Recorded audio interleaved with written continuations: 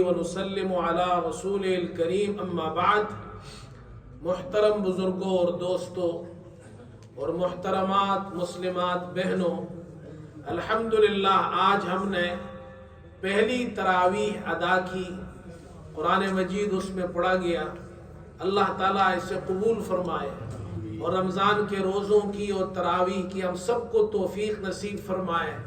جیسا کہ آپ حضرات کو بتایا گیا تھا کہ روزانہ تراویح کے بعد مختصر درس ہوگا، بہت شورٹ درس 10-12 منٹ کا. اس میں ضروری اور اہم مسائل ہم بیان کریں گے.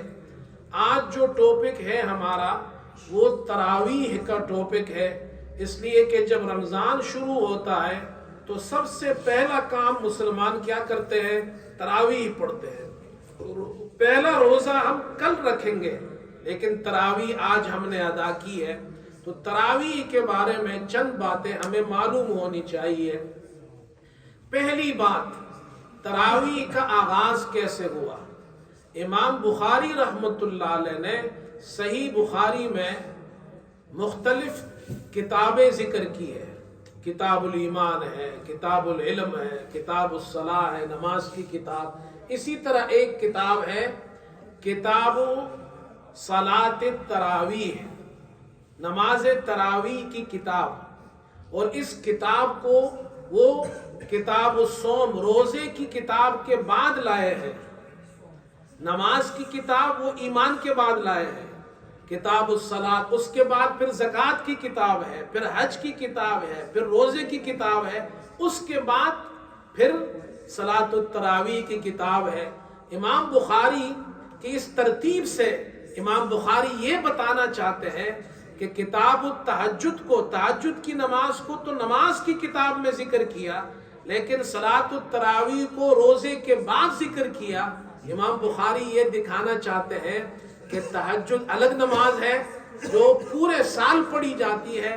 رات کے آخری حصے میں آپ صلی اللہ علیہ وسلم پڑھتے تھے.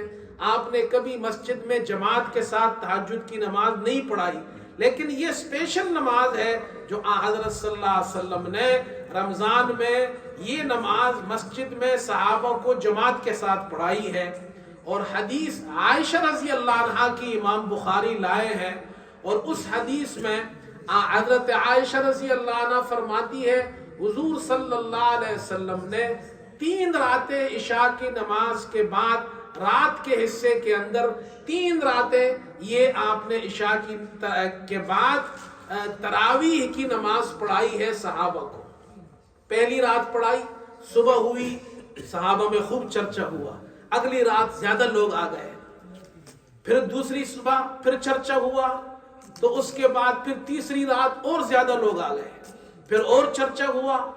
آپ صلی اللہ علیہ وسلم نے 3 راتیں تراویح پڑھائی، اور چوتھی رات اتنے لوگ مسجد میں آ گئے کہ مسجد کے اندر سمانے کی ان کو جگہ نہیں تھی، اتنے لوگ جمع ہو گئے. آپ صلی اللہ علیہ وسلم تشریف نہیں لائے، آپ نے پھر تراویح نہیں پڑھائی. صبح فجر کے بعد آپ صلی اللہ علیہ وسلم نے صحابہ کو فجر کی نماز کے بعد پھر آپ نے ارشاد فرمایا کہ اِنَّهُ لَمْ يَخْفَ عَلَيَّ مَكَانُكُمْ وَلَكِنِّي خَشِيتُ أَن تُفْتَرَضَ عَلَيْكُمْ. میں رات کو دیکھ رہا تھا تمہیں، مجھے معلوم تھا کہ تم رات کو آئے ہو، مسجد میں بیٹھے ہو، تمہارا آنا انتظار کرنا مجھ پر مخفی نہیں تھا، لیکن مجھے یہ خوف ہوا کہ کہیں تم پر یہ نماز فرض نہ ہو جائے. میں ہر رات پڑھاؤں گا تو یہ فرض ہو جائے گی، فَتَعْجِزُوا عَنْهَا، اور تم اس کے ادا کرنے سے عاجز ہو جاؤ گے.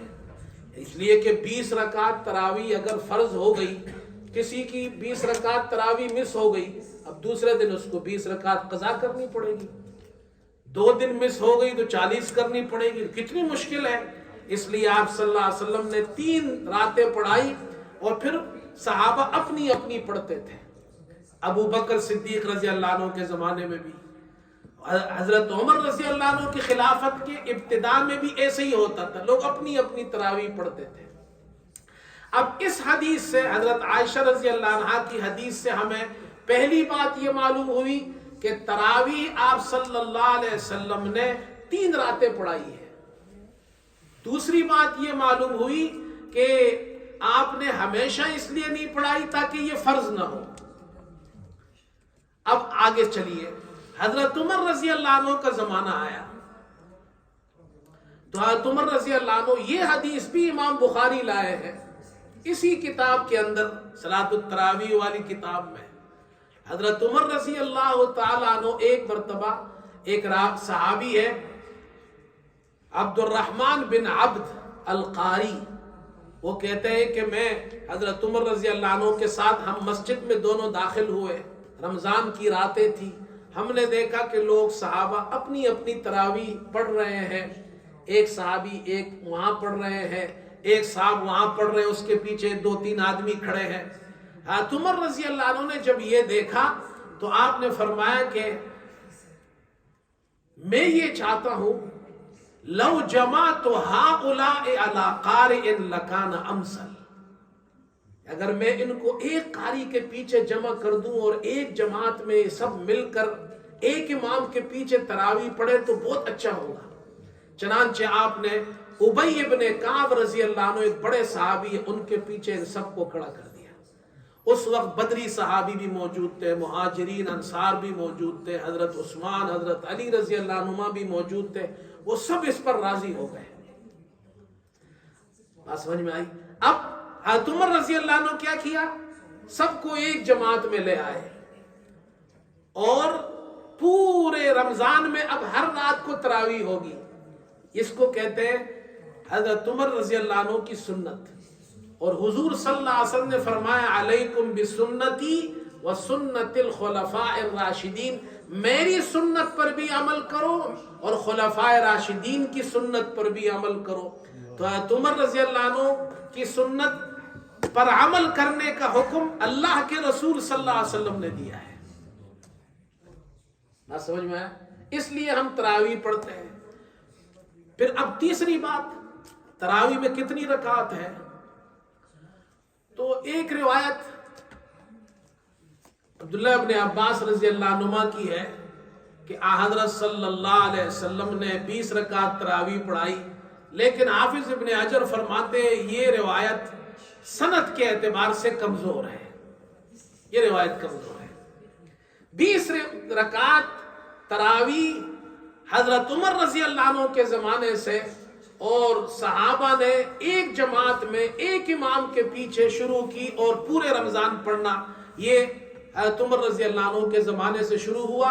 حضرت عمر رضی اللہ عنہ خلیفہ راشد ہے، ان کی سنت پر عمل کرنے کا حکم اللہ کے رسول صلی اللہ علیہ وسلم نے دیا ہے. امام ترمذی رحمت اللہ علیہ نے اس حوالے سے اپنی کتاب میں یہ نقل کیا ہے، اکثر اہل علم حضرت عمر اور حضرت علی رضی اللہ عنہما کی احادیث اور ان کی روایات کی وجہ سے 20 رکعت تراویح کے قائل ہے. امام شافعی رحمت اللہ علیہ فرماتے ہیں میں نے مکے میں دیکھا کہ لوگ 20 رکعت تراویح پڑھتے تھے. عبداللہ ابن مبارک اور سفیان ثوری جیسے عظیم لوگ کہتے ہیں 20 رکعت تراویح ہے. چاروں امام اس پر متفق ہے. بات سمجھ میں آ گئی؟ ایک بات میں ہمیشہ کہتا ہوں، آج بھی میں نے تراویح سے پہلے یہ حدیث مختصراً سنائی تھی، یہ میں ہر سال سناتا ہوں. دیکھیں یہ جھگڑا نہیں کرنا چاہیے ہمیں تراویح 8 رکعت یا 20 رکعت ہے. الحمدللہ مجھے اس مسجد میں 20-22 سال ہو گئے.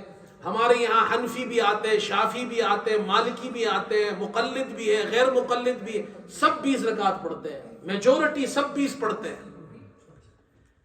یہ جھگڑے والی چیز، میں تو ان کو حدیث سناتا ہوں جو ابو داؤد کی حدیث ہے. آپ صلی اللہ علیہ وسلم نے 3 راتیں تراویح پڑھائی. دوسری رات جب تراویح پڑھائی تو صحابی نے کہا اے اللہ کے رسول یہ جو باقی رات رہ گئی ہے اس میں بھی پڑھاتے رہے. تو آپ صلی اللہ علیہ وسلم نے فرمایا ان الرجل اذا صلى مع الامام حتى ينصرف حسب له قيام الليل. ایک آدمی امام کے ساتھ آخر تک نماز پڑھتا رہے، جب تک امام فارغ نہ ہو، امام کو چھوڑ کر نہ جائے، تو اس کو پوری رات کی عبادت کا ثواب ملتا ہے. تو میں لوگوں سے کہتا ہوں جی ہم آپ کے امام ہیں، بھائی جتنی میں پڑھاؤں میرے ساتھ آخر تک رہو. میں 20 پڑھاتا ہوں تو میرے ساتھ آخر تک رہو. آخر تک رہو گے پوری رات کی عبادت کا ثواب ملے گا. اب درمیان میں چھوڑ کے چلے گئے تو یہ ثواب آپ کو نہیں ملے گا. اور اسی طرح پوری نماز تراویح ہمارے ساتھ پڑھو گے 20 تو تمہارا ختم بھی ہو جائے گا. قرآن کتنی بڑی فضیلت کی بات ہے. تو یہ لڑنے جھگڑنے والی چیز نہیں ہے بھائی. تو الحمدللہ ہماری مسجد میں کوئی اختلاف نہیں ہے, سب پڑھتے ہیں, عرب بھی پڑھتے ہیں, پاکستانی بھی پڑھتے ہیں, سب بھی پڑھتے ہیں. اسی سے اس حدیث سے ایک اور مسئلہ بھی معلوم ہو گیا. لوگ یہ پوچھتے ہیں کہ وتر رمضان میں امام کے ساتھ پڑھنا چاہیے یا ہم تہجد میں پڑھیں. عام طور پہ تو تہجد کے بعد پڑھتے ہیں. اسی حدیث سے مسئلہ حل ہو گیا. آپ صلی اللہ علیہ وسلم نے فرمایا امام کے ساتھ جس نے آخر تک نماز پڑھی اس کو پوری رات کا ثواب ملے گا. تو امام وتر پڑھاتا ہے نا. تو معلوم ہو گیا رمضان میں وتر امام کے ساتھ پڑھنا زیادہ افضل ہے, اس لیے کہ امام کے ساتھ آخر تک آپ رہیں گے تو آپ کو پوری رات کا ثواب ملے گا, اور امام وتر پڑھا کر جاتا ہے.